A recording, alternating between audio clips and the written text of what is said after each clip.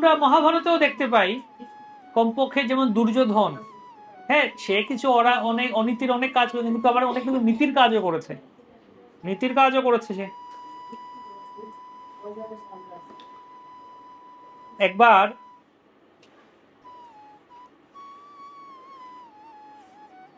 যখন আমরা সেই কাহিনী শুনেছি যে ভীষ্মদেবকে গিয়ে দুর্যোধন গিয়ে বলছে যে আপনি ইচ্ছে করে আপনি ভালো করে যুদ্ধ করছেন না, পাণ্ডবদের প্রতি আপনার স্নেহ আছে সেজন্য আপনি ভালো করে যুদ্ধ করছেন না, না হলে পাণ্ডবরা এখনো বেঁচে আছে কিভাবে, এতদিন হয়ে গেল। তো ভীষ্মদেবও রেখে গেছেন, আমাকে এরকম বলে, ঠিক আছে আমি প্রতিজ্ঞা করছি কালকে এই 5টি বাণ দিয়ে এদেরকে মেরে দেবো, হত্যা করবো। দুর্যোধন খুশি হয়েছে, কিন্তু বলছে আমি মনে মনে ভাবছি যে ভীষ্মদেব আবার যদি মন বদলে দেন বা কৃষ্ণ যদি মাঝখানে কোনো একটা কিছু চক্রান্ত করেন, চালাকি করেন, তাহলে এক কাজ করুন, তাহলে এই 5টি তীর আপনি আমার কাছে দিয়ে দিন, আমার কাছে থাকুক, আমি রাখি যত্ন করে, কালকে যুদ্ধের সময় আমি আপনাকে দেবো। ভীষ্মদেব হাসলেন, ঠিক আছে যাও নিয়ে যাও। দেখ কৃষ্ণ তো খবর পেয়ে গেছেন, তো কৃষ্ণ গিয়ে এবার অর্জুন ওঠে, অর্জুন, অর্জুন আরামসে ঘুমোচ্ছে, অর্জুন ওঠো, অর্জুন কি হয়েছে কৃষ্ণ বাসুদেব, হ্যাঁ তুমি তো এখানে আরামে নিশ্চিন্তে ঘুমোচ্ছ, ওখানে জানো কি হচ্ছে? বলছে তুমি বলেছো যুদ্ধ করতে আমাকে, তোমার কোথায় যুদ্ধ করছি, দিনের বেলা যুদ্ধ করছি, ঘুমোতে দেবে না আমাকে, আমার কাজ ঘুমানো, বাকি কি কোথায় কি তুমি দেখে নাও, এটা তোমার টেনশন। বলছে উঠে উঠে কি হয়েছে, বলছে এরকম ভীষ্মদেব এরকম প্রতিজ্ঞা করেছেন, আর দুর্যোধন সেই 5টি তীর নিয়ে রেখেছে লুকিয়ে, কালকে ভীষণ সমস্যা হয়ে যায়, ভীষ্মদেবের প্রতিজ্ঞা, কি করা যায়?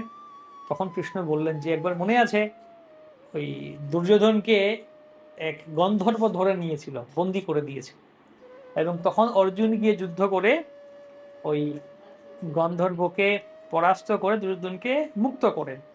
তখন দুর্যোধন বয়সে বড় অর্জুন থেকে, তখন দুর্যোধন খুশি হয়ে বলছেন আমার ছোট ভাই তুমি তুমি আমাকে বাঁচিয়েছো, বলো তোমাকে আমি কি বর দেবো, তোমাকে আমি বর দেবো, আশীর্বাদ কি বর চাই?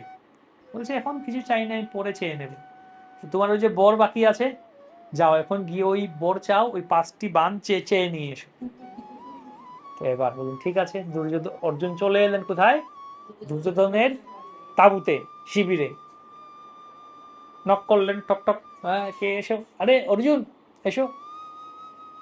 এটাই ছিল নীতি, মানে দিনের বেলা একদম যুদ্ধ, মেরে ফেলার জন্য যুদ্ধ, আর সন্ধ্যা হলো, সূর্যাস্ত হয়ে গেল, এখন আর যুদ্ধ নেই, বসে আছেন। অর্জুনকে দেখে খুশি হলে দুর্যোধন, গিয়ে আসো ভাই এসো, বসো, বসতে দিল আরামে, বসো, কি কি প্রয়োজন হলো ব্যাপার? তো তখন বললো অর্জুন যে আপনি আমাকে ওই বর দিতে চেয়েছিলেন, মনে আছে? বলছে হ্যাঁ, তোমার কি চাই বর বলো, তুমি চাইলে আমি তোমাকে সিংহাসন দিয়ে দেবো, যুদ্ধ না করে আমি দিয়ে দেবো সিংহাসন, কি চাই বলো, আমি যুদ্ধ বন্ধ করে দিতে পারি। কিন্তু মানে ক্ষত্রিয়ের এটা একটা ভাব যে তুমি চাইলে আমি তোমাকে দান করে দেবো, মানে সিংহাসন দিয়ে দেবো, কিন্তু মানে তার মানে কি আমি দান করছি মানে আমি বড় হয়ে গেলাম, দান করছি মানে মানে আমি ছোট হব না, এটা হচ্ছে ক্ষত্রিয়দের ভাব, দিয়ে দেবো। কিন্তু অর্জুনও চাইতে পারতো হ্যাঁ তাহলে দিয়ে দাও রাজ্য আমাকে, আর যুদ্ধ নাই হোক, এত লোক মরে না যাক, ভালো রাজ্য দিয়ে দাও আমাকে। বললেন না আমার রাজ্য চাই না, যুদ্ধই করবো, আমি যুদ্ধ করে রাজ্য নেব, আপনি শুধু ওই 5টি বাণ আমাকে দিন। বলে ঠিক আছে যাও নিয়ে যাও। তো এই হচ্ছে অবস্থা। তো তো সেই জন্য পরের দিন, ওই দিন ভীষ্ম যখন শুনতে পেলেন, ভীষ্মদেব বললেন যে হে বাসুদেব কৃষ্ণ, আপনি আমার প্রতিজ্ঞা ভঙ্গ করিয়েছেন, তাহলে আমি আপনার প্রতিজ্ঞাও ভঙ্গ করাবো। কৃষ্ণের প্রতিজ্ঞা কি ছিল? উনি অস্ত্র ধারণ করবেন না। তাই পরের দিন এমন যুদ্ধ করলেন ভীষ্মদেব যে অর্জুনের অবস্থা একদম যায় যায় অবস্থা।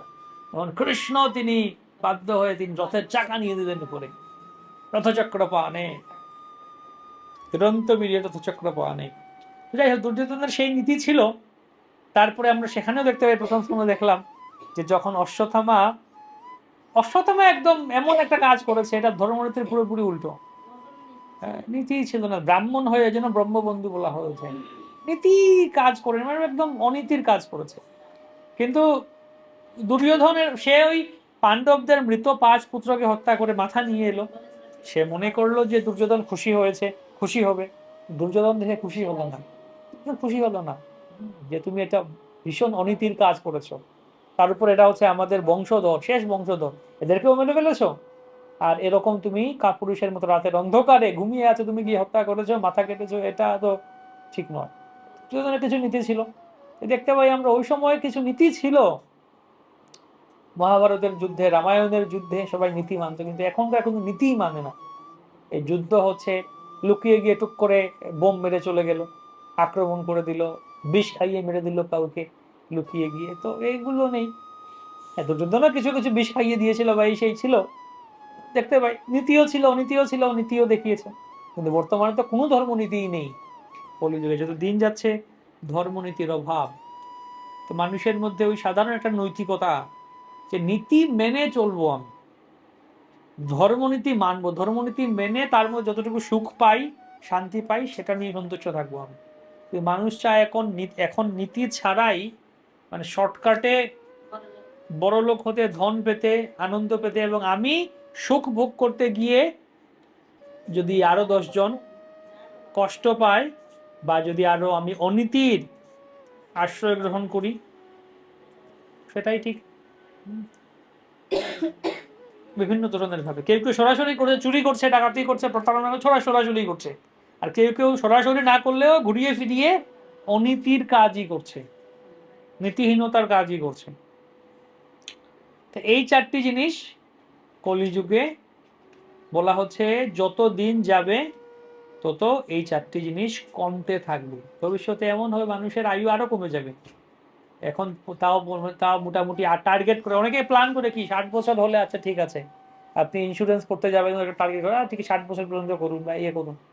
কদিন পরে আরো কমে 50 বছর, 40 বছর মানুষ। তাহলে কি আছে, একজন জন্ম নিল, যদি 40-50-এই মারা যাচ্ছে টুক করে, তাহলে কি থাকবে জীবন?